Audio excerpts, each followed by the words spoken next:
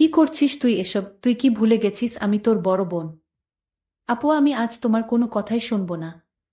রাতুল, তুই আমার ভাই, আর ভাই বোন কখনো এসব করতে পারে না। চুপ থাক, তুই আমার বোন হ, আর যাই হ, আজ আমার মাথা নষ্ট। আমি আজ কোনো বাধা মানব না। তারপর আমি আমার ছোট ভাইয়ের কাছ থেকে কিছুতেই রেহাই পেলাম না। আমি যখন ঘুমিয়ে পড়লাম তখন আমার বিছানায় এসে আমার সাথে যা করলো তা শুনলে তোমাদের মাথা ঘুরে যাবে। তাহলে আসল ঘটনাটি শুরু করি। আমার নাম রাতুল, আমি খুবই একটা স্মার্ট ছেলে। ছোটবেলা থেকেই আমি আমার বড় বোন নিপার প্রতি দুর্বল। সব ভাই বোনের মাঝে আমি বড় বোনকেই বেশি পছন্দ করি। বড় ভাই, মেজ বোন, ছোট বোন আর ছোট ভাই সব এক দলে থাকলেও আরেক দলে শুধু সেজ ভাই, আমি আর বড় বোন নিপা থাকি। সব মিলে আমরা 4 ভাই আর 3 বোন। বড় 3 ভাই, তারপর 2 বোন, তারপর ছোট ভাই আর ছোট বোন। আমি মেজ, আমার বয়স এখন 21 বছর। আর বড় বোন নিপার বয়স এখন 22 বছর। এ কাহিনীর শুরু আমাদের জন্ম থেকেই। আমরা গ্রামের বড় জমিদার ঠাকুর বাড়ির বড় ছেলের ঘরের ছেলে মেয়ে। ছেলে মেয়েদের মাঝে ছেলেবেলা থেকেই সবচেয়ে সুন্দরী নিপা আপু। আর তার সবচেয়ে বড় ভক্ত আমি। সে যেখানে যায় আমিও তার পিছে পিছে যাই। সব বাচ্চাদের সাথে ওর জন্য মারামারি করি। এমনকি বাড়িতে বাকি ভাই বোনের সাথেও দুজনে দল পাকিয়ে ঝগড়া করি। নিপাকে শাসন করলে বড় দাদাদের সাথে আমার মারামারিও বাধে। নিপার যে কোনো কথা আমি ফেলতে পারি না, সব বায়না মেটায় আর বড় হয়ে আমাকে নিপা ছেলেবেলা থেকেই শাসন করে। কিন্তু বড় হবার সাথে সাথে আমার এই বোনের প্রতি এক অন্যরকম ভালোবাসার সৃষ্টি হলো।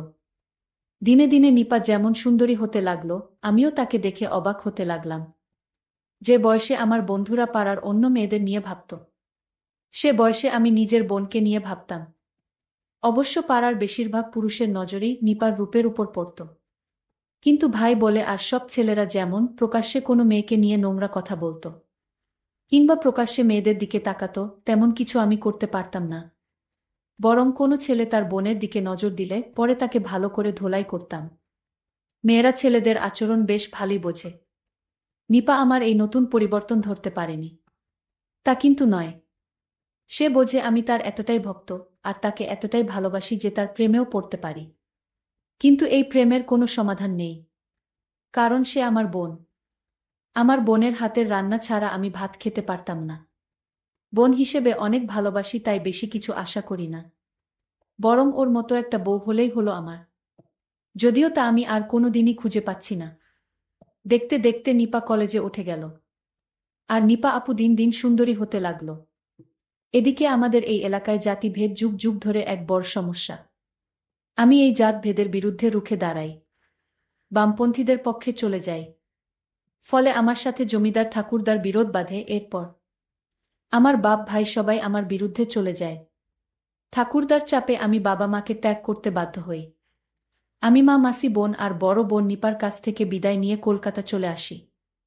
এখন আমি সেখানে বিশাল বড় কোম্পানির ম্যানেজার। নিপা পরিবারে একা হয়ে যায়, ওর বয়স তখন 24 বছর। রোজ 2 গ্রাম পেরিয়ে কলেজে পড়তে যায়। এর মাঝে এক সুদর্শন ছেলের সাথে তার প্রেম হয়ে যায়। ছেলেটা চেন্নাইতে ডাক্তারি পড়ে। দুজনে পালিয়ে বিয়ে করে। জমিদারের ভয়ে ছেলেটার পরিবার গ্রাম ছেড়ে পালিয়ে শহরে এক বস্তিতে আশ্রয় নেয়। অনেক কষ্টে ছেলেটা পড়া চালিয়ে যায়। 1 বছর পর জমিদারের লোকরা একদিন ওর জামাইকে ধরে ফেলে। ওরা নিপার বাবার নির্দেশে ছেলেটার 2 পা মেরুদণ্ড ভেঙে দেয়। নিপা তখন 9 মাসের অন্তঃসত্ত্বা। ছেলেটাকে বাঁচাতে যে চিকিৎসার প্রয়োজন তা দেবার সামর্থ্য তার পরিবারের নেই। এমন বিপদের দিনে সে একজনকেই চিৎকার করে ডাকতে পারে, তার ছোট ভাই অর্থাৎ আমাকে। স্বামীকে নিয়ে বোন কলকাতা আসে, আমাকে খুঁজে বের করে। আমি বোনের এই কষ্ট দেখে পাগল হয়ে যাই। আমি ওর স্বামীর চিকিৎসা করাই। কিন্তু আমার বোনকে স্বামীর পরিবার সহ একটা বস্তিতে থাকতে দেখে ভীষণ কষ্ট পাই। কিছুদিন পর নিপা মা হয়, তার স্বামীও একই হাসপাতালে বাঁচা মরার লড়াই করছে। তখন নিপার স্বামী বেঁচে উঠলেও চিরতরে পঙ্গু হয়ে যায়। আমি বোনকে বাচ্চা সহ আমার নিজের এক বাড়িতে চলে আসতে বলি। কিন্তু নিপা স্বামী ছেড়ে কিভাবে আসবে? তাই পঙ্গু স্বামীকেও বোন সাথে নিয়ে আসতে চায়। আমিও মেনে নিই নিপার কথা। নিপার স্বামীর শরীর ভেঙে যায়। সুঠাম শরীর ভেঙে হাড় হয়ে যায়। অবশ্য কিছুদিনের মধ্যেই নিপা আবার তার স্বাভাবিক সৌন্দর্য ফিরে পায়। বরং দিনে দিনে তার রূপ আরও বাড়তে শুরু করে। কিন্তু বোনের স্বামী পঙ্গু হবার পর ওর জীবনের সব আনন্দ যেন শেষ হয়ে গেল। জীবনটা দুঃখে ভরে উঠল। একে তো শ্বশুর কুলে কেউ নেই যে আর্থিকভাবে সাহায্য করতে পারে, অন্যদিকে পঙ্গু স্বামীকে বিছানায় খাওয়া দাওয়া টয়লেট করানো। আমার বোনের মনটা দুর্বল হয়ে গেল, তার আনন্দ ধূলিসাৎ হয়ে গেল। এদিকে আস্তে আস্তে আমার দৃষ্টি পড়ল আমার বোনের দিকে, বরং গ্রামে ফেলে আসা সেই কিশোরী বোনের চাইতে। এখন আমার বোনকে অনেক সুন্দর লাগে, কিন্তু মনের মাঝে অনেক দ্বিধা কাজ করে। এই দোটানা কাটিয়ে অবশেষে সিদ্ধান্ত নিয়েই ফেলি, যা হয় হবে, একবার বোনকে এইটুকু নিশ্চয়ই আমি আদায় করতে পারব বোনের কাছ থেকে। এটা করে আর ওর কোনো ক্ষতি হবে না, বরং ওকে সহ ওর বাচ্চাকে স্বামীকে ভরণ পোষণ করার গুরু দায়িত্ব যখন আমি পালন করেছি, তাই আমি বিশেষ কিছু দাবি করতেই পারি। আমি ভেবে নিলাম আমার বোনকে আমি বলবো আমি তার কাছে কি চাই। আমি আমার বোনকে বলতেই হবে, তাছাড়া আমার মনকে আমি স্থির করতে পারছি না। নিপার চোখে আমার এই পরিবর্তন ঠিকই ধরা পড়ে, কিন্তু আমি এখন তার একমাত্র গুরুজন, তার উপর অনেক দাবি আছে আমার। ছোটখাটো বিষয়ে আমাকে আর কিছু বলতে পারে না আগের মতন। আস্কারা পেয়ে আমি আরও এগিয়ে যাই। নিপা কোনো মতে স্বাভাবিক আচরণ করে। পঙ্গু স্বামীর ঘরে রোগীর ঘরের মতো দুর্গন্ধ, সুস্থ মানুষ এ ঘরে থাকতে পারে না, আর বাচ্চা থাকলে অসুস্থ হয়ে যাবে। একদিন আমি সে ঘরে গিয়ে তা টের পেলাম। তারপর বাচ্চাটাকে নিয়ে অন্য ঘরে শুতে বললাম নিপাকে। ওর স্বামীর জন্য বিশেষ বেডের ব্যবস্থা করা হলো। নিপা যে ছোট ঘরে বাচ্চাটাকে নিয়ে থাকতে শুরু করল, তার পাশেই আমার বড় স্টুডিও বেডরুম। মাঝে মধ্যে বোনকে ডেকে এনে দুজনে একসাথে টিভি শো দেখি। তখন বোনকে বলি আমি তোমার কাছে থেকে কিছু চাই, সেই সুযোগের অপেক্ষায় থাকি।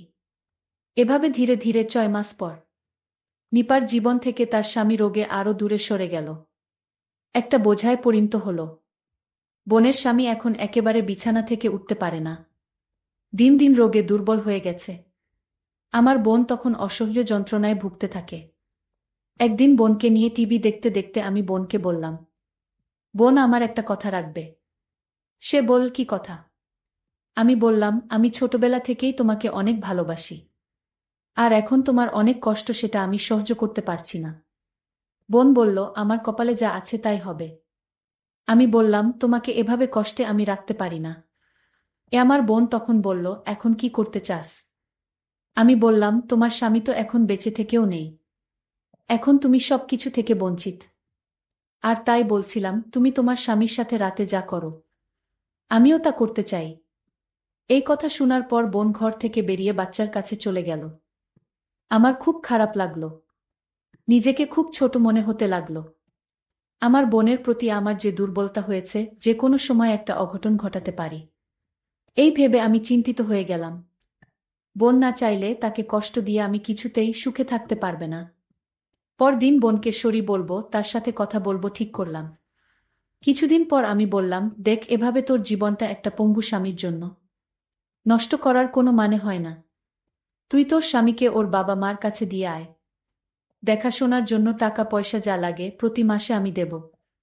আর আমি যেহেতু তোকে মাঝে মধ্যে জ্বালাতন করি, তোর ভালো না লাগলে তুইও গ্রামে ঠাকুরদা বাবা মার কাছে ফিরে যেতে পারিস, তাতে তোর ভালোই হবে। নিপা বলল, আর আমার বাচ্চাটার কি হবে? আমি, ওকে গ্রামে নিয়ে যাবি তোর সাথে? নিপা, না না, বাবা মা ওকে অনাথ আশ্রমে দিয়ে দেবে, তারপর আমাকে আরেকটা বিয়ে দেবে। আমি, সেটা খারাপ হবে না, যেভাবে আছিস তার চাইতে ভালো থাকবি।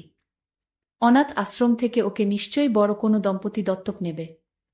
নিপা, আমি হয়তো ভালো থাকব, আমার বাচ্চার জীবনটা নষ্ট হয়ে যাবে।